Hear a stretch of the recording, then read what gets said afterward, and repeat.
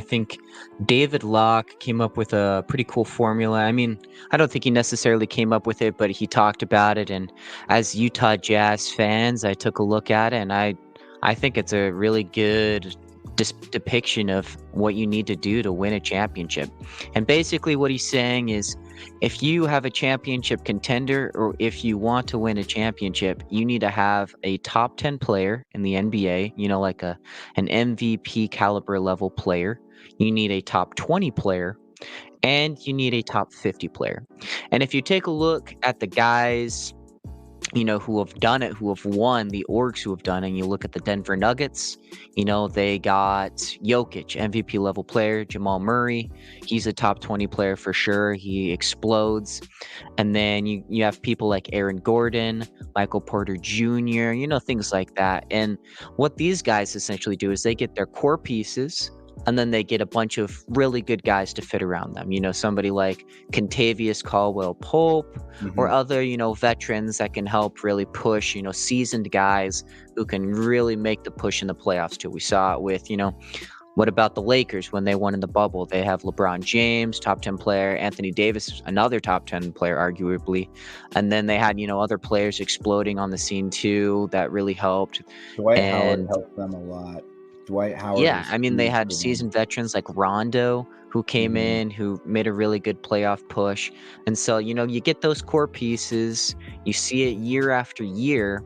And so if we want to dissect the Utah Jazz, I really want to pose the question to you, Doc, is do the Jazz have the pieces they're looking for to be the future contenders in, maybe 3 to 5 years? Do they have a top 10 player, top 20 player, top 50 player? Like, do we have players that will become that? What do you think? That is a great question. Currently, I don't think so, but I do still believe that Lauri is going to continue to develop. He's fantastic for being 26. We know he's an all-star. And even if he's not a first option for this team, this guy is definitely a second option, 100%. I think that Walker Kessler could be a top 50 player as long as he also continues with his defensive development. Like every time this kid starts, man, like he's averaging, like right now through the year, it's 2.5 blocks. He had a game where he almost had a triple-double with blocks. He had 7 blocks in like 26 minutes. Like, he's fantastic at his rim protection, and he has better offensive capabilities than Rudy Gobert does. I do think that he could become a top 50 player, and we're still waiting to see what Hendricks and George are going to become.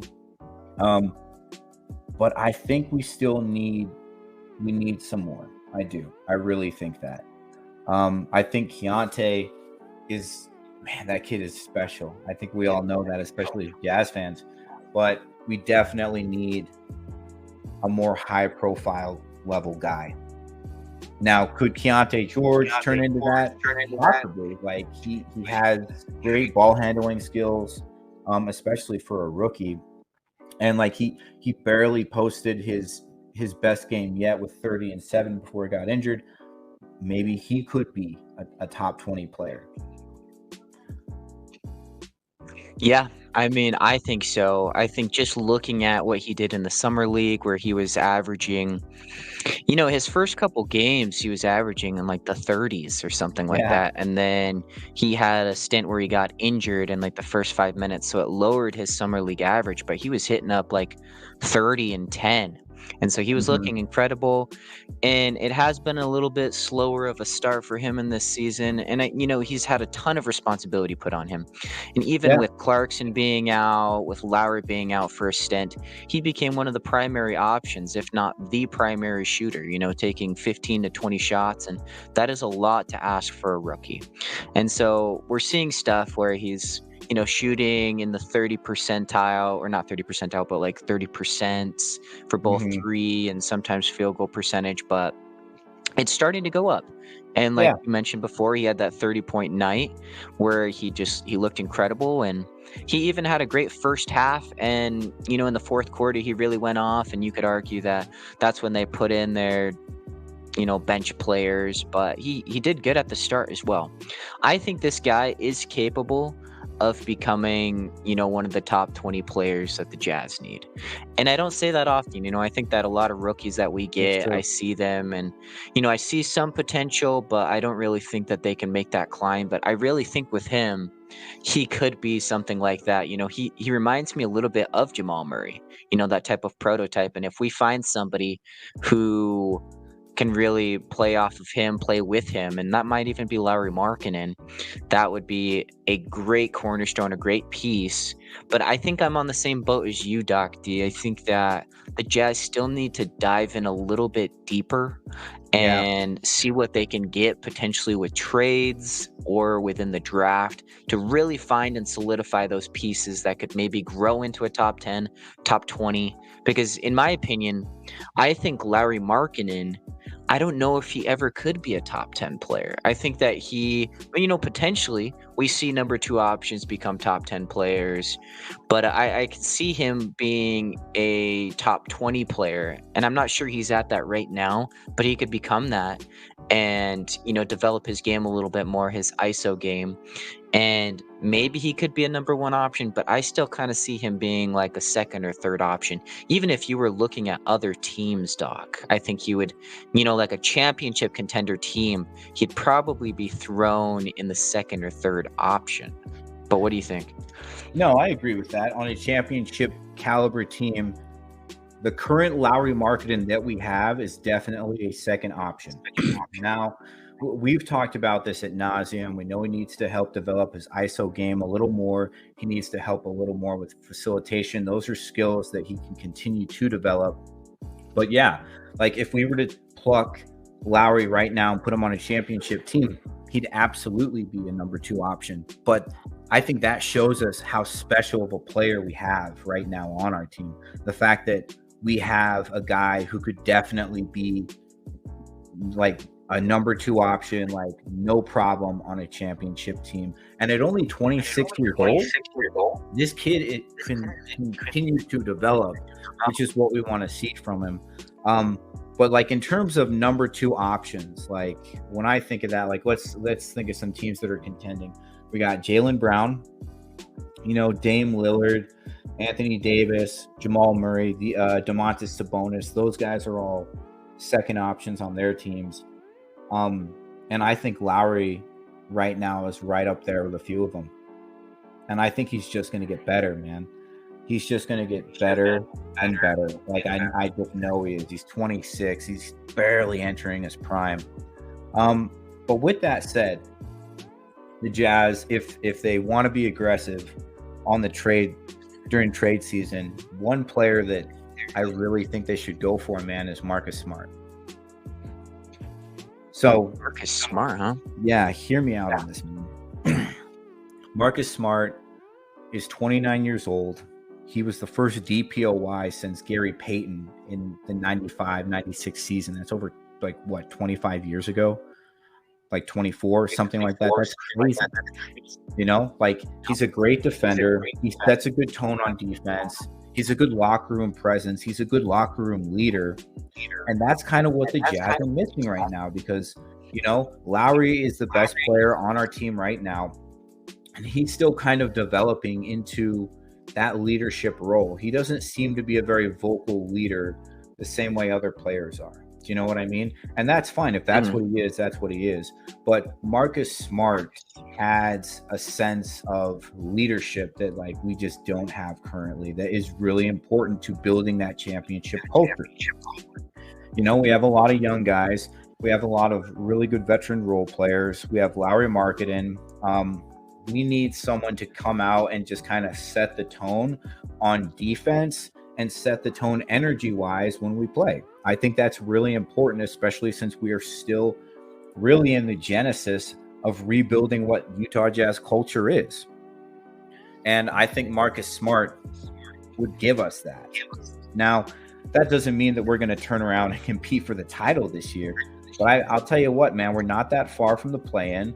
And I think if we had Marcus Smart, we would definitely make the play-in tournament. And I think we could make the playoffs too. It's like the 8th seed or the 7th seed or something. Let's not go overboard here, Doc. I'm just saying, man, Marcus Smart was pivotal to helping the Celtics with all of the success they've had. He was their facilitator next to Tatum and Brown. They're lucky they have Derek White. Derek White and Drew Holiday have like really assumed responsibilities with ball facilitation. But we could play Marcus Smart next to Keyonte George, and he could help mentor him. He'd make him a better defender. And that guy, he goes out there and plays and puts it all on the line every single night. I think he would be a great guy to have. I do. I'm not saying he's a bad player. I just don't think he's going to have the impact that you think he might. I mean, we talked about this a little while ago on the podcast that when he was moving to the Grizzlies, he would be able to maybe be a leader there, but it doesn't look like it's really turning out that way. And I know that the Grizzlies are ridden with injuries, and we're going to see Ja Morant come back, and he's probably going to help them out as well. Yeah, that's why they suck. I think the key issue here, and I think it would be great. I don't necessarily think the Grizzlies are willing to give up Marcus Smart, even despite them not playing that well. But I also don't think that he's going to be the catalyst to bring us to the play-in or the playoffs or anything like that. I think the Jazz are probably going to be hard stuck in the bottom 10 in the league and get a draft pick. But why would the Grizzlies even want to do this? Like, what type of trades would we be willing to offer them to get him? Well, one of the reasons I think that the Grizzlies would do this is because almost every player is for sale. That's just the truth. And I don't think that with their current roster, even with Ja Morant coming back, this season is kind of like a throwaway for them. Honestly, like I don't see them getting into the playoffs whatsoever. But what we are doing is we could be offering them players on expiring contracts plus draft capital that would allow them to reinforce their roster in free agency. And that could be a really big deal for them because they want to get back to that level where they were at with Ja Morant. So what I think we would propose is we give them Kelly Olynyk, who is a great forward, who has great ball facilitation skills. We're going to give him THT, not a bad role player coming off the bench, very big for his expiring contract too, right? Also an expiring contract. And then we give them 2 second rounders. We give them our 2029 and 2030 second rounder. So automatically they're getting some draft capital back. They're going to get a huge dump in salary, which would be fantastic for them. And then we get Marcus Smart, someone who can really help in our locker room and really help rebuild the Utah Jazz culture to be a winning culture, because that's what we want to do right now. I think they would want Kelly Olynyk. I think Olynyk's going to be a coveted piece for a lot of teams. I just think you throw him in any team, he's going to help facilitate. He's a good shooter. He selects his shots well. And he's just like a good team player. You know, I hear that he's great, like in terms of being like a good atmosphere for teams and players. And it looks like the Grizzlies are really needing that too. So I could see him being a coveted piece. I don't think a lot of people are going to want THT. Although with the expiring contract, perhaps, and he is a good backup. Like, don't get me wrong. I think that a lot of Jazz fans, including myself, I see him just out of control, doing goofy plays. But as much bad as he can do, he does do some good as well. And I think in the past few games that we've seen, he has really proven to be pretty decent backup player. And like, he's only going to get better, in my opinion. So you could choose to keep him. And since he's an expiring contract, the thing is just like, I just see second rounds thrown around so often. I just don't think people like care too much about him. I could be wrong, but I think that the Grizzlies would rather keep Marcus Smart. But this is an interesting trade scenario. I'll give it that for sure. Well, I'm glad. You're probably right. They probably would want to keep Marcus Smart, but why not at least attempt to try to get him? I mean, there's a reason why Danny Ainge drafted him in the first place. Like, he's worked with Will Hardy before. I don't think he would have a very hard time kind of fitting into whatever schematics Coach Hardy's trying to put together. And I think he really would set the tone on defense for this team. And that is what the Jazz need right now. They need someone who's going to go out there and set the tone for them and say, no, this is how we're going to defend. And that is Marcus Smart, man. Like, he'd be perfect pickup for the Utah Jazz.